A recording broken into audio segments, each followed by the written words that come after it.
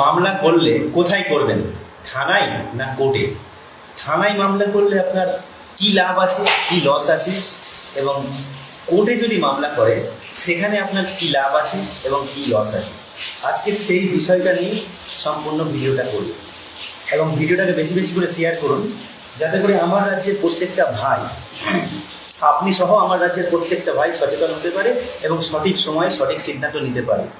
দেশের একজন আইন জানা মানুষ হিসাবে আপনার ভাই একজন সমাজ সচেতন মানুষ, আমি আপনাকে বলছি, আপনি যদি কোনো ক্ষেত্রে কোনো বিষয়ে আপনার সঙ্গে অন্যায় হয়, অবিচার হয়, তাহলে আপনি কোথায় মামলা করবেন এবং সেই মামলা করতে গিয়ে আপনার কোথায় লাভ হবে, কোথায় লস হবে, কোথায় মামলা করলে আপনার বেশি সুবিধা হবে, কোথায় কি কোন দিকে গেলে আপনি লাভবান হবেন, সেই বিষয়টাই বলবো। হ্যাঁ, যদি আপনার সঙ্গে অন্যায় অবিচার হয়, সর্বপ্রথম আপনি একটা আইন জানা মানুষ, যারা আইন সম্পর্কে অভিজ্ঞ উকিল বাবু, আপনি অভিজ্ঞ উকিল বাবুকে দিয়ে আপনি একটা কমপ্লেন লিখবেন। যা কিছু হয়েছে, আপনার সাথে অন্যায় হয়েছে, মারামারি, ফাটাফাটি, ধর্ষণ, রেপ, অ্যাসিড ছুঁড়ে মেরেছে, যা করেছে, আপনি কমপ্লেনটা কিন্তু সর্বপ্রথম, সেটা যেখানেই মামলা করুন না কেন, কোর্টে মামলা করুন কিংবা থানায় মামলা করুন, যেখানেই করুন না কেন, আপনি কমপ্লেনটা কিন্তু খুব সুন্দর করে সাজিয়ে গুছিয়ে এবং আইনের প্যাঁচ পোঁচ দিয়ে লিখতে হবে, কারণ এগুলো উকিল বাবুরাই খুব ভালো জানেন। তা কমপ্লেনটাকে খুব ভালো করে অভিজ্ঞ মানুষকে দিয়ে লেখাবেন। হ্যাঁ, থানাতে কিছু মানুষ আছে যারা গেলে 100-200 টাকা দিলে লিখে দেয়, হ্যাঁ, তাতে কিন্তু আপনার মামলা শেষ পর্যন্ত কোন স্টেজে গিয়ে দাঁড়াবেন আপনি শেষে গিয়ে বুঝবেন। তাই বারে বারে একটা বিষয় বলছি, অনুরোধ করছি, যে কোনো ক্ষেত্রে যখন মামলা করতে যাবেন অবশ্যই আইন জানা মানুষ বা উকিল বাবুকে দিয়ে আপনি আপনার কমপ্লেনটা লেখাবেন, কেননা এই কমপ্লেনের ভিত্তিতেই আপনার মামলার বিচার হবে। আপনার মামলাতে আপনি একটা কমপ্লেন করেছেন, সেই কমপ্লেনের ভিত্তিতে এফআইআর হয়েছে, মামলা হয়েছে, সেই মামলার যে বিচার হবে, চূড়ান্ত রায় হবে, সব কিছু এই কমপ্লেনের উপর নির্ভর করেই হবে। আপনি মামলাতে যেটা চেয়েছেন, আপনার সঙ্গে যে অন্যায়টা হয়েছে বা যে অবিচারটা হয়েছে, আপনি সেটার জন্য ন্যায় বিচার পাওয়ার জন্য মামলা করেছেন।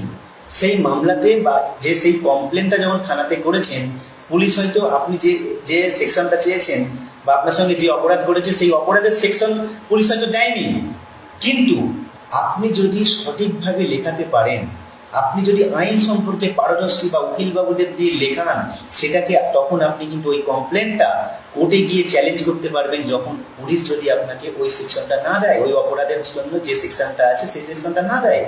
অতএব প্রথমত সব থেকে বড় বিষয় হচ্ছে, আপনি মামলা করতে গেলে কমপ্লেনটা উকিল বাবুদের দিয়ে লেখান। মোদ্দা কথা, আপনার যাকে ভালো লাগে, যে কোনো আইনজীবীর দ্বারা যে ক্ষেত্রে মামলা করবেন সেই বিষয়ে পারদর্শী এমন আইনজীবীর দ্বারা লেখাবেন। এবং দ্বিতীয়ত যেটা বলবো, মামলা আপনি কোথায় করবেন, কোথায় গেলে আপনি কোথায় মামলা করলে বেশি বেনিফিট পাবেন। যদি থানায় আপনি মামলা করেন, মানে থানায় কমপ্লেন করেছেন, তার ভিত্তিতে এফআইআর হয়েছে, এর ফলে মানে যদি মোদ্দা কথা আপনি যদি থানায় মামলা করেন, তাহলে একটি সরকারি উকিল পাবেন। সেই সরকারি উকিল বিনা পয়সায় আপনার হয়ে মামলা লড়বে এবং একজন আয়ও থাকবে বা ইনভেস্টিগেশন অফিসার থাকবে।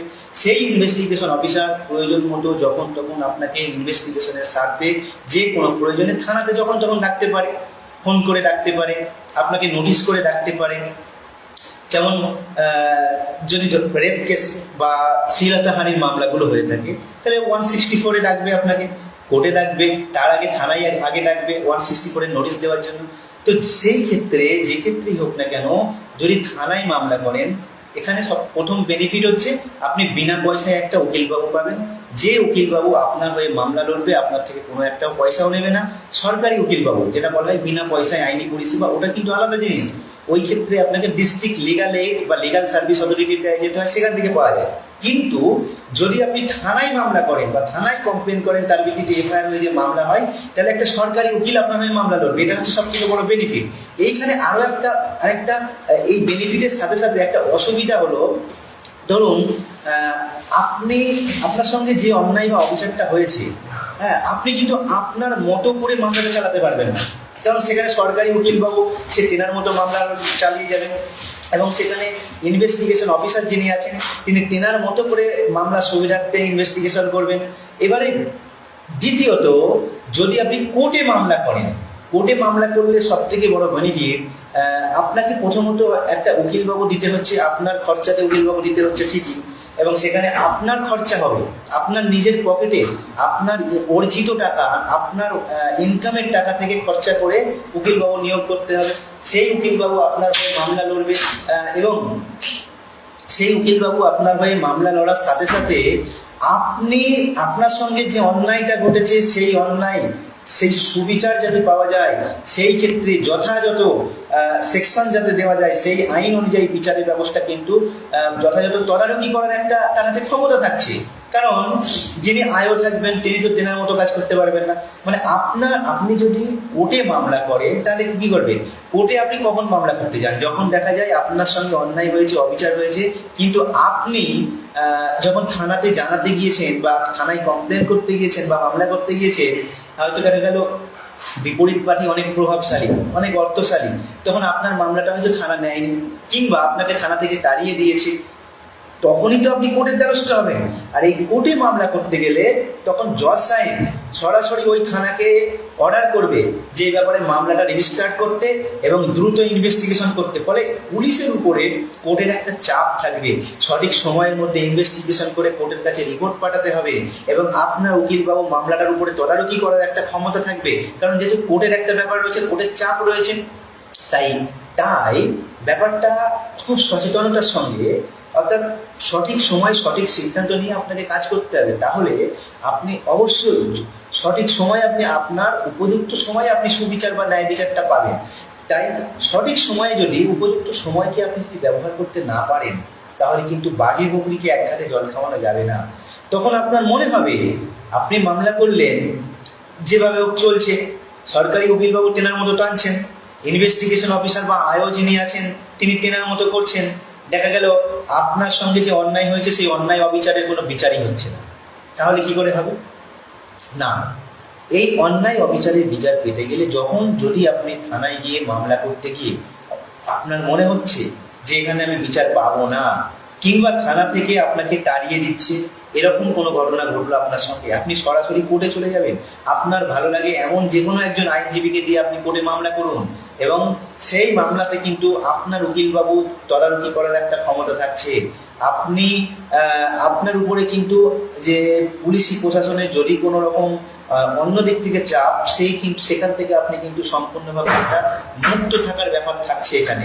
তাই এটা হচ্ছে সব থেকে বড় বেনিফিট, যে আপনার মামলা আপনার উকিলবাবু তদারকি করার একটা ক্ষমতা থাকছে।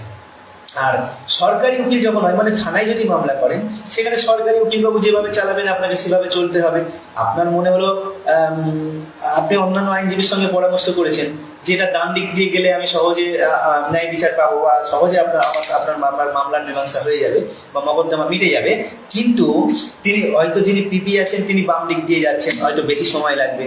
তো আপনার যদি এরকম মনে হয়, যদি এরকম পরিস্থিতি দাঁড়ায়, আর সেই ক্ষেত্রে আপনার যদি পূর্ব অভিজ্ঞতা থাকে বা নাও থাকে, আপনি যদি কোর্টে গিয়ে ডাইরেক্ট মামলা করেন, সেক্ষেত্রে আপনার উকিলবাবু বা আপনার ওই মামলাটা সম্পর্কে তদারকি করার যথাসাধ্য ক্ষমতা রয়েছে। কারণ এখানে ডাইরেক্ট কোর্ট এখানে ইন্টারফেয়ার করবে থানার উপরে, তখন থানা কিন্তু কোর্টের উপরে কোনো কাজ করতে পারবে না। কোর্ট তখন ডাইরেক্ট থানার উপরে ইন্টারফেয়ার করবে, ওখানকার যে আইসি আছে বা ওসি আছে তাকে অর্ডার করবে যে এই বিষয়টায় দ্রুত এফআইআর রেজিস্টার করে দ্রুত মামলা শুরু করতে। কিন্তু যদি আপনি থানায় গিয়ে মামলা করেন, তাহলে অনেক সময় দেখা যায় আপনি থানাতে যখন একটা কমপ্লেন জমা দিচ্ছেন, একটা আইনের নিয়ম হচ্ছে যে 3 দিনের মধ্যে যে কোনো কমপ্লেনকে এফআইআর রেজিস্টার করতে হবে। কিন্তু অনেক ক্ষেত্রে দেখা যাচ্ছে ধর্ষণ কেসের মতো মামলা, রেপ কেসের মামলা, যেখানে নন বেলেবল সেকশন বা অনেক এমন মামলা দেখা গিয়েছে বিএনএস এর সেকশন 109, বিএনএস এর সেকশন 109 অর্থাৎ আইপিসি 307, এরকম কোনো মামলা দেখা গেছে 3 দিন পার হয়ে গেছে, থানা কোনো এফআইআর রেজিস্টার করেনি, তখন তাকে বাধ্য হয়ে কোর্টের দ্বারস্থ হতে হয়েছে। আবার দেখা গেল এইরকম অপরাধীকে যার নামে নন বেলেবল সেকশনে মামলা হয়েছে, তাকে সেই রকম আসামিকে পুলিশ অ্যারেস্ট করছে না, তখন আপনাকে আবার হাইকোর্টে গিয়ে রিট পিটিশন করে আসামিকে অ্যারেস্ট করাতে হচ্ছে। তাই এই ক্ষেত্রে সঠিক সময় আপনাকে সচেতন করছি, এই জন্য সঠিক সময় আপনাকে সঠিক সিদ্ধান্তটা নিতে হবে। কেননা যদি আপনি থানায় গিয়ে এফআইআর করতে যান বা কমপ্লেন দেন, তারা যদি আপনার এফআইআর না নেয়, আপনি আর এদিক ওদিক না ছুটে এখানে এর পায়ে তার পায়ে তেল না মেরে সরাসরি আপনি কোর্টে চলে যান।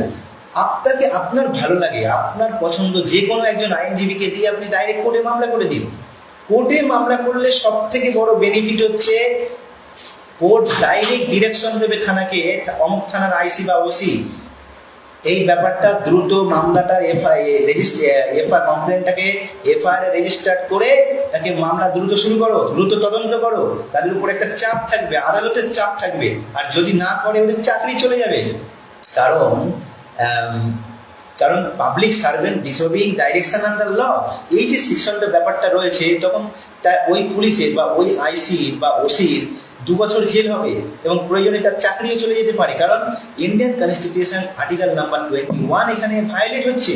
আর যখনই এখানে কনস্টিটিউশন আর্টিকেল 21 ভায়োলেট হবে, অ্যাট দ্য টাইম সেইখানে আপনি যদি তার বিরুদ্ধে কলকাতা হাইকোর্টে বা আপনি পশ্চিমবঙ্গ রাজ্যের বাসিন্দা হিসাবে কলকাতা হাইকোর্টে যদি রিট ফাইল করেন বা রিট পিটিশন করেন, তাহলে ওই পুলিশের বা ওই থানার আইসি বা ওসির চাকরি চলে যাবে, তাকে জবাব দিতে হবে। আইনের দ্বারা তাকে যেভাবে আপনার সঙ্গে অন্যায় অবিচার হচ্ছিল বা প্রশাসন থেকেও যদি আপনি সুবিচার না পান, তাদেরকেও সেভাবে কিন্তু আদালত তুলে আনবে। কেননা আর্টিকেল 21 যখন ভায়োলেট হচ্ছে, প্রত্যেকটা আমাদের দেশের সুপ্রিম কোর্ট সে আর্টিকেল 32 অনুযায়ী এবং প্রত্যেকটা রাজ্যের হাইকোর্ট আর্টিকেল 2 to 6 বা 226 ধারা অনুযায়ী প্রত্যেকটা নাগরিকের মৌলিক অধিকার রক্ষার দায়িত্ব নিয়েছে। আর যদি কেউ, যেহেতু সুপ্রিম কোর্ট এবং হাইকোর্টগুলো নাগরিকের মৌলিক অধিকার রক্ষার দায়িত্ব নিয়েছে, আর সেখানে যদি কেউ আপনার মৌলিক অধিকারকে ভঙ্গ করে বা ডেমোনাইজ করে, সেই ক্ষেত্রে কিন্তু আপনি যদি হাইকোর্ট বা সুপ্রিম কোর্টের দ্বারস্থ হন, তাহলে সেই ব্যক্তি, সে সরকারি যদি চাকরিজীবী হয়, তার চাকরি চলে যেতে পারে। এমনকি public servant disobeying direction under law অনুযায়ী তার 2 বছরের জেল হবে। তাই এ ব্যাপারে আপনাকে সচেতন হতে হবে। হ্যাঁ, আমি আপনার ভাই হিসাবে আপনাকে বলছি, আপনি সহ আমার রাজ্যের প্রত্যেকটা ভাই যাতে সচেতন হয়। আপনাকে সচেতন করছি এই জন্য, যাতে আপনি আমার ভাই সঠিক সময়ে সঠিক সিদ্ধান্ত নিতে পারে। আরে আপনি আমার ভাই, আর আপনি কোনো বড় বিপদে পড়ে যাবেন, আমি ভালো সুস্থ থাকতে পারি? হ্যাঁ, হয়তো শারীরিক সুস্থ থাকবো, কিন্তু মানসিকভাবে অশান্তির মধ্যে থাকবো। সেই জন্যই সচেতন করছি, আপনাকে ভালোবাসার জায়গা থেকে বলছি, ভালোবাসি আপনাকে, সেই জন্য ভালোবাসার জায়গা থেকে আপনাকে বলছি। তাই এখনই সচেতন হতে হবে এবং সঠিক সময়ে সঠিক সিদ্ধান্ত নিয়ে বাঘে বকরিকে এক ঘাটে জল খাইয়ে দিতে হবে।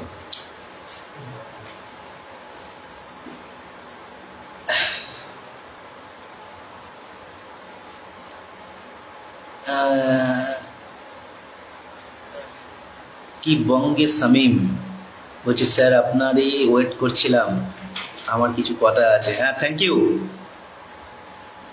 শামীম। আপনি কিছু জানতে চাইলে বলতে পারেন, আমি উত্তর দেওয়ার চেষ্টা করব। বলুন।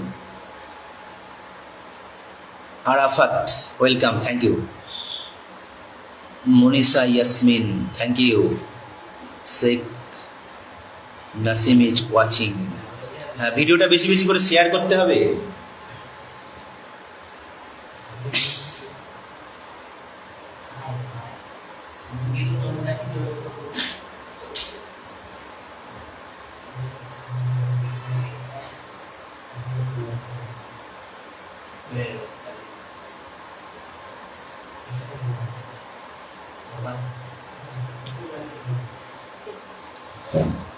স্যার, আমি একটা মেয়েকে ভালোবাসি, সে মেয়েটি আমাকে ভালোবাসে, কিন্তু আমি মুসলিম আর মেয়েটা হিন্দু এবং নেপালে তার বাবা মা এই বিয়েতে রাজি নয়। তাই মেয়েটি আমার সাথে পালিয়ে আসবে, মানে আমি তাকে নিয়ে আসবো, এখানে এসে সে মুসলিম হয়ে আমাকে বিয়ে করবে। আমার বয়স 23 আর মেয়েটির বয়স কত? হ্যাঁ, লিগাল এজ হলে অবশ্যই বিয়ে করা যেতে পারে, তবে সেটা স্পেশাল ম্যারেজ অ্যাক্ট অনুযায়ী বিয়েটা হবে। স্যার, মঈনুদ্দিন, স্যার আমি কিছু বলতে চাইছি। হ্যাঁ, বলুন। মঈনুদ্দিন শেখ, আমি কিছু বলতে চাই। ভগবান।